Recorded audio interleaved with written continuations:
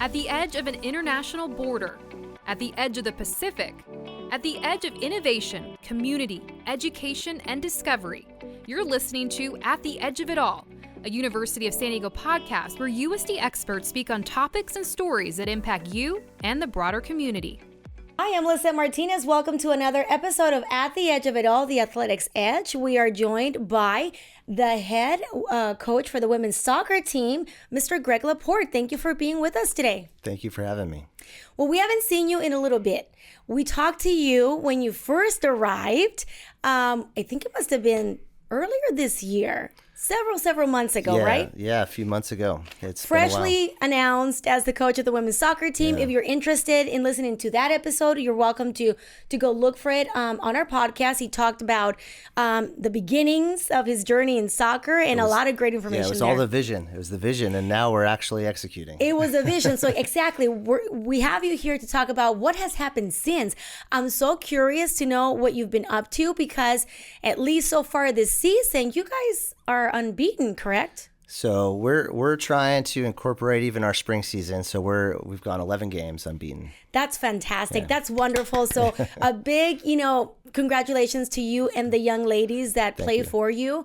Tell us a little bit about what you've been doing to get to this point. Yeah, so it was actually, just earlier this month, Shane Duffy, part of our events crew, was able to put together a coaches clinic that we did with the men's program, which was really neat. And so kind of got us to think about, okay, like what are we going to talk about, the community coaches? And I was just like, how we got here and where we are today. And so it was really a remarkable opportunity to kind of show youth, soccer coaches, okay, this is what it looked like when I stepped into the position. This is, we were 115-2 when I got the job. There were, 8 players in the transfer portal. And when I asked Justine Calaflores, our athletic trainer, like how many were healthy, we only had 9 players and no goalies healthy. So I was like, oh, that's okay. 3v3 plus 3 or 6v3 rondo. It's one of my favorite rondos.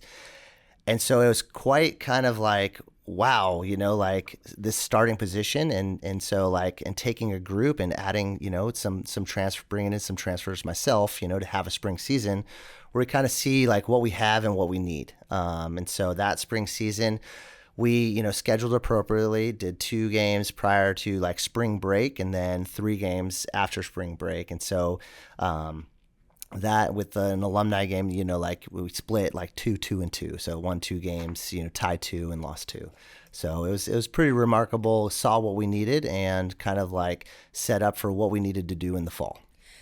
What goes into all that planning? Like, how do you come together with your team after your first season, which was challenging for everyone all around, and having to work from scratch and put your plan together and actually put it in action? Like, how did this come about? What were some of the priorities? First priority, like my first wins, I always say, were my assistant coaches, Matt Hall and Jackie Altschold. They're phenomenal. Wonderful people. Yeah. I mean, I've got an amazing staff. Yeah, and Jackie was with the Wave at some point, right? She was, yeah. She played professionally, and that was part of like the makeup of my staff. And so at first I was like, okay, I need to bring in a coach who's going to make me a better coach, who's professional. He's a tactician. And with the San Diego Loyal, folding, Matt Hall was on the market. And so, he looked into the opportunity, and we used to play together way back when. So it's like the family atmosphere. So it's like, we're not just all like what we say, we're actually a family. And then the fact that this is my second stint here at USD, I've got a relationship with a lot of the alumni, which was nice. And so brought on Matt. So that was my first win. Brought on Jackie, and Jackie is someone who, I wanted to bring a player that, like our players can kind of model after, and she is just phenomenal. She's, like watch out. She's one of the top up and coming coaches. So if you can describe the 3 of your styles, how would you describe it? Describe yourself, Jackie, and Coach Matt. Yeah, no, that's a great question. So for me, I feel like I'm adaptive. I'm very easygoing. Like I'm like mellow to the point, like more reserved at times. Matt wears his emotions on his sleeves, which is very helpful. Brings a lot of energy. He's fun.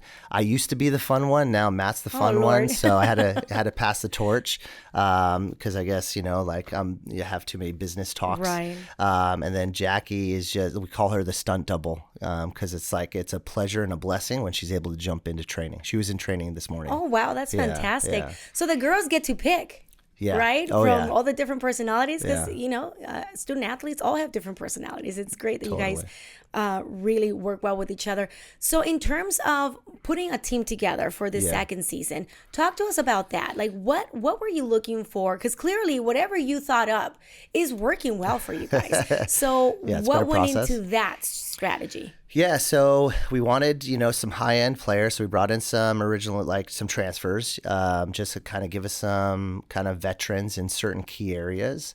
And we had a very strong team, and we kind of reassessed and came up with, a style of play formation that's going to suit what we have and where we want to go. And allow us to build into, what we are today. And so it's a system. We're a 3-4-3. We want to give our opponents, problems, tactical problems that they're going to have to solve. And so that gives us the ability to kind of prepare our team so that way we already are one step ahead. And so we showed that in the last game of last season against Santa Clara, where we gave them fits all over the field. We ended up tying that game 1-1. Wow. Talk to us more about the strategy without giving all the tricks up your sleeve. Yeah, you signed the friendier, right? And like what? Because I've been noticing. I mean, I'm a fan of soccer. Everyone knows who watches this episode. I talk about soccer all the time, and the team that you have this year, I've been so amazed at how relentless they are. Yeah. Depending, it doesn't really matter where the game is going at any particular time. They never stop. Right. And that has been key to actually not losing their games at So all. I mean, they may tie, they may do, but it's rough and tough, and they don't stop until the end. Are these just the players you brought in, or the culture you are? It's more of the Given. culture, and that's just gone into just competing every day, proving your worth. And so we had to reestablish a culture and redefine it because we're a bit fractured. And so when you do bring in some transfers, with an established culture, your culture is able to kind of absorb those new players and transfers because they're gonna come with kind of inherent culture from wherever they came from, their journey. And so we had to identify our culture and what our non-negotiables are and everything like that and what we stand for, our core values. Speaking of core values, you have a name for your players, Las Toreras. Mm-hmm. Of course, our mascot is a torero, so Right. Las Toreras.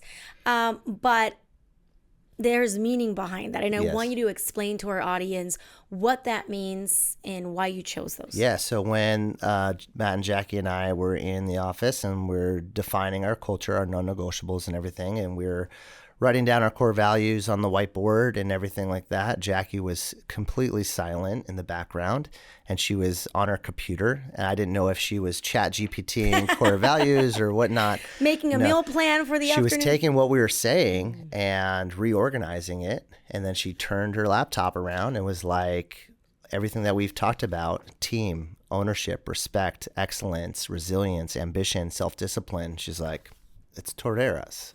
And that's, the feminine version of a torero. Right, right. That's fantastic. So how do you explain that to your players? But not only explain it, obviously, what they mean, but infuse it into what they do in practice in the games. So everything that we do, we live, by that day by day, like our practice plans, we want that, again, non-negotiables, the self-discipline. We want ambition. We want players to always want to get better. So we offer, office hours for them to come in, and do some film sessions, wanting them to move the needle. Give them examples as far as cultural pillars. We call, for instance, one of our cultural pillars is Kaizen. It's a Japanese, philosophy of always improving and improving every day, by 1%.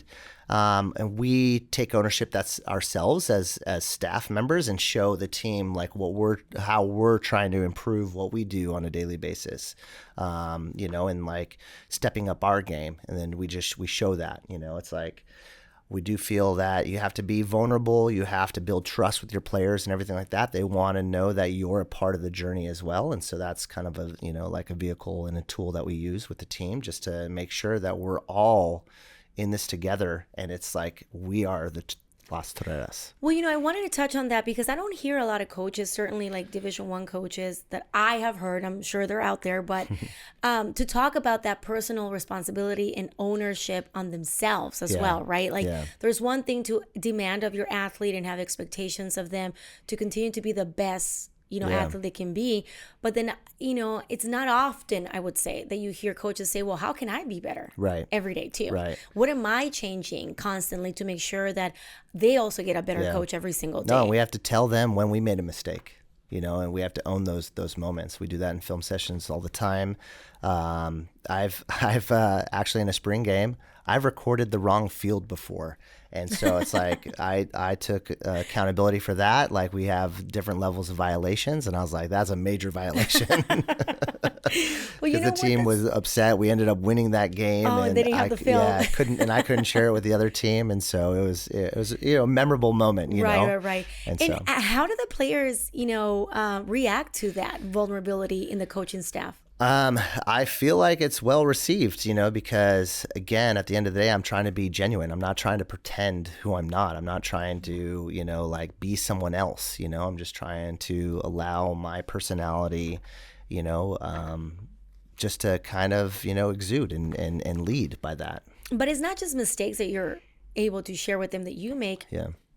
We had talked previously and you've mentioned how you're always thinking how you can make their experience better. Yeah. So can you give us some examples of what you and the coaching staff have done to ensure that you're also doing your part to ensure that they're taken care of? Yeah, absolutely. So like we went through, obviously building a schedule is very, like it's heavy lifting, like day by day, and you have, training at certain times. But like we've gone and like, we do share one field on Manchester Field, and we're looking at, the football's travel schedule, their home schedule. Like, is there times where we can have our players, sleep in an extra hour? How can our players go and get, proper fuel? Today I quizzed all the freshmen where their classes were, what building. And I'm like, oh, where's that? Everyone got it right. So it was a pop quiz that they actually weren't ready for, but they were prepared. How many freshmen you have this year? We have 8. Yeah. Oh, that's fantastic. Yeah. Speaking of new additions to your team, let's talk about the composition of your team, because I've been noticing, as opposed to maybe previous years, so many people on the stands this year. Yeah. And I do know that on your roster, you have a lot of local talent. Yeah. In Southern California, is known to have just amazing soccer talent in and of itself. So was that your strategy? Absolutely. Like right when we got the job, we had to, like who is going to be our makeup and what, like what do we want? And so it was just, it smacked us like like confronting when there's some opportunities for players to work some soccer camps, some local soccer camps, or referee at a sand soccer tournament. And we didn't have any local players. It was just like limited. And so for us, Southern California is the hotbed, of soccer, and we can play year round. And so like one of the top teams in the country is San Diego Surf, and so it's right here in our backyard. And we're just like, we need more, local talent to build our roster. It'll build people in the stands, give that community and family feel. How do you work on recruiting these talented athletes that could go anywhere in the country? Well, we do, we're out at all the events, and we're blessed that most of the events are here in Southern California. So we have the Del Mar Polo Fields, we've got the Oceanside sports complex and everything. We've got Norco, that's just about an hour and a half away. So a lot of local, events of the top talent. So it comes here. So we're out, in full force. The whole staff is out there. We fly to the major, ECNL and GA events, and then we also hold, ID camps and work other, kind of more popular ID camps. How do you look for the right athlete for this program? Yeah. There's many programs across the country, D1, but you and I had talked previously about specifics that you're looking for. You Yeah. don't want just any good athlete that is just the superstar just because they're the superstar, Yeah. right? So tell us what goes into Well, at selecting. first, yeah, that's a great question. And so at first, we needed good players. So we were behind the eight ball because of like when I got hired, and so we had to just bring in good players. And so then now that we've established kind of our style, like this is what we do, like this is who we are. Now we're in a really good place where it's like, okay, we have to guard our gates, can't just let in anybody, any just good player. They have to check all the boxes. They have to be good, like cultural champions.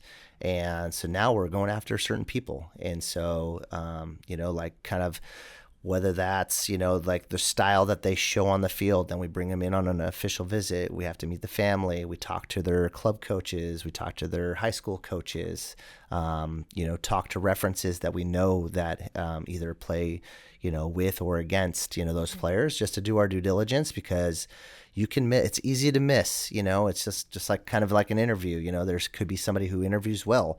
So you have to, really do your due diligence because, your culture is just so strong. And you want That's so people to want to stay here. In the world Absolutely. of transfer portals, Yeah. you're looking for people who are committed to the program. Yeah, absolutely. Committed to the program, committed to the vision. They have to buy in, like they have to trust me. I have to trust them, so it goes both ways. Speaking of, Yeah. you have such great, talented athletes, but not just on the soccer field. Yeah. And this is one of the reasons why I wanted to like revisit my conversation with you Yeah. since the last time, because you have some athletes in your team that have like the highest GPA, Yeah. that are one of the highest in the WCC. They're doing internships. They're volunteering their time Yeah. for causes. Talk to us about that aspect of the athlete, because we've had our athletic director here before many times, and we always talk about the USD way, right? Yeah. Like we want people to come through our university, whether it's through athletics or just academics, and want to be a change maker out in the community, Absolutely, right? yeah. And your athletes are a great example of that. All of Yeah. our athletes, but certainly I've met some wonderful, wonderful girls in your team. Yeah, unbelievable humans, we like to say, and they excel on the soccer field and in the classroom. So we're proud that I have a trophy in my office. We got the highest GPA on the women's side in all of athletics, which was remarkable, and just credit to just again our culture, because it's challenging. Right. Going from we train at 7:30 to 9. A lot of times at 9:30 we're lifting. And they've got to fuel themselves for the whole day. And they're high performing, high functioning athletes, and when we Highly have motivated. and exactly, and so just make sure that they're properly eating meals throughout the day and staying hydrated and everything, and getting to all their classes.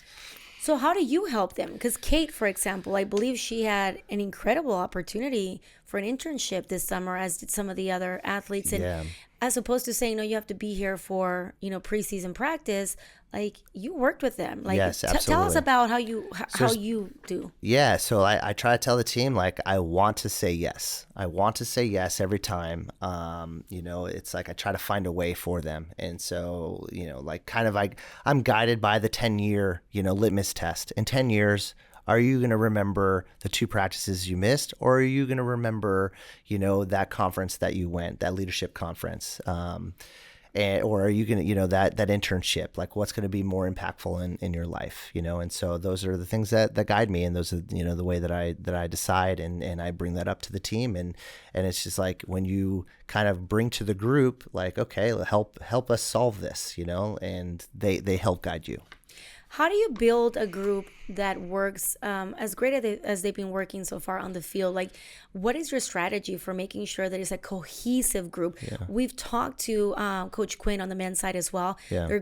Their team is highly successful and they work really well together. When I see teams that are so good, it's usually because the culture is so good and they all really are tight together. Yeah. And it seems like your team is going that way as well. What have you had to do to make that happen? Yeah, we're getting there.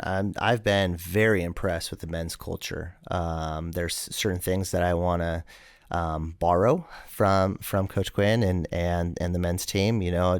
It's, you can just see it, you can feel it.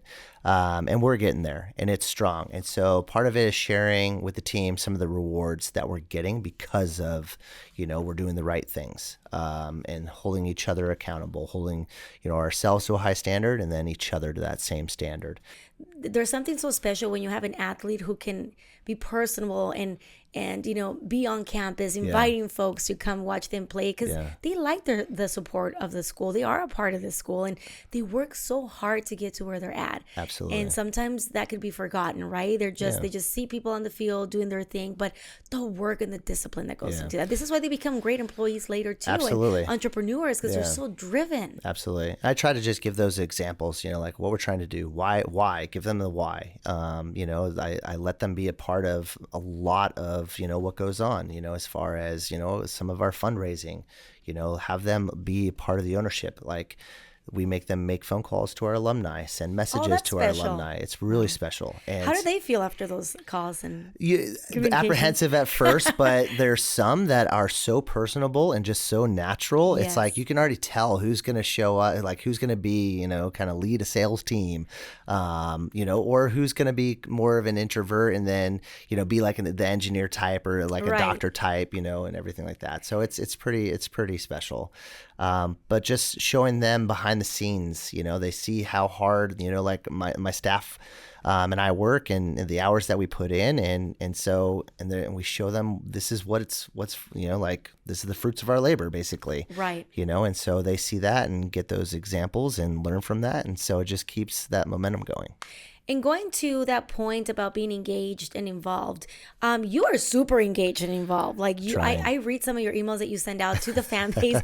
I'm cracking up. Like you definitely have a personality. Yeah. You're not afraid to show it. And I think that's so endearing. It makes people want to come support. Yeah. And talk to us about your strategy to kind of grow the fan base, because we want people to come and see these young ladies play. They play so hard. And as you said, a lot of them are local talents. Yeah. And they're phenomenal at the sport. So what is your pitch to our fans who haven't had a chance to come watch one of our games? So about that, let me give the background. I mean, again, Kaizen, trying to improve yourself. I was on the receiving end of Coach Keckley, we love Coach Keckley. Our tennis coach. And he sends out these great, previews of the games and what to expect. And this is, the history about it. And like, I was just like, wow, like, I'm going to steal this. Like, and I got his permission. Obviously, I'm going to cite my sources, but I enjoyed that. And I was like, wow, I need to do a better job. I need to do a better job here. And there's opportunities. There's opportunities for kind of touch points or kind of bringing a fan base along with the journey. And so obviously we're a few games into the season. And so I'm holding myself accountable, sending previews of who we're playing, the history we're playing. I have to put... I haven't blown up any emojis in these emails yet because I can get pretty strong on the emojis. They're pretty funny. Yeah, but I do try to bring my humor just to kind of engage and just, have something that people are talking about, and it's working. And lastly, to leave everyone on a wonderful note, you mentioned something about statistics and things that you include, numbers that you include in those emails. Tell us about some of the numbers that have made you the most proud. I can think of one, Amanda. Yeah. One of your forwards was attacking player, right? She was the offensive player of the week for WCC, and that was the first time since I think 2019 when they split it with offensive and defensive. Yeah. This is the best start the program's had since 2010, and that's even before my first stint here, which is extremely special. I'm shocked that I'm not breaking down because I do get emotional about those things because we've come so far, and the team and the women we're working so hard. And every athlete has a wonderful story. Like absolutely. Amanda's mom was a USD women's soccer player too, a very successful one at that. And so when she scored 2 goals in her debut, mom was in tears, and that was, pretty, heartwarming. And that was for me, selfishly, I got to. That hasn't happened since Jackie Altsholt, who's, our staff. Coach now. Yes. Exactly. So in her debut, she scored 2 goals. Did she shed a tear or two when that record was broken? She's pretty stoic. I'm pretty sure I'm the one that's the crybaby. So, Coach, we always want our athletes to play in full packed stadiums, right? They work so hard in what they do. what is a value proposition that you would say for folks in San Diego and those who may be visiting our town to come catch one of our games this season? Yeah, no, it's a great product. Kara Brown and her team they do an excellent job. Shane Duffy with, the engagement of the fans and everything like that. And then we do our part playing a good brand of soccer, trying to play the game like it was meant to be played. So it's like if someone comes and watches us, they're going to see us, be relentless, be a very aggressive, in pressing the other team and opponent, forcing them to make mistakes, looking to win the ball high up the field, trying to score goals. Offensively, they're going to see us very brave, building, trying to draw our opponent in and playing through and breaking lines. And so it's an exciting brand of soccer. And we play very hard, and we've showed that throughout our last few games where, we've gone down multiple times and tied the game back up and just keep fighting. And you did have your first home win as well, right? Yeah. Let's not forget about that one. Such a special moment for you. It was very special. It's like, it was touching for me as a coach because I have players on the team that looked at each other like, we haven't won here yet. And so they're juniors on the team. And so that was was an emotional moment, like seeing that, hearing that exchange. And you're just like, wow, like we need more of this. Right. Yeah. And Torero Stadium is not a bad place to be on any given day. Let's just say that. Very special. The sun might be in our eyes, with these 5 p.m. kickoffs, Right. But the sunset is absolutely gorgeous. And the photographers, it's their favorite time to shoot. Right. So Right. yeah, got to give the fans what they want. Y'all look great. Thank you so much for joining us. I really, really appreciate our conversation. And to our audience, thank you also for watching this episode. And if you like it, we'll be sure to subscribe to catch the next one.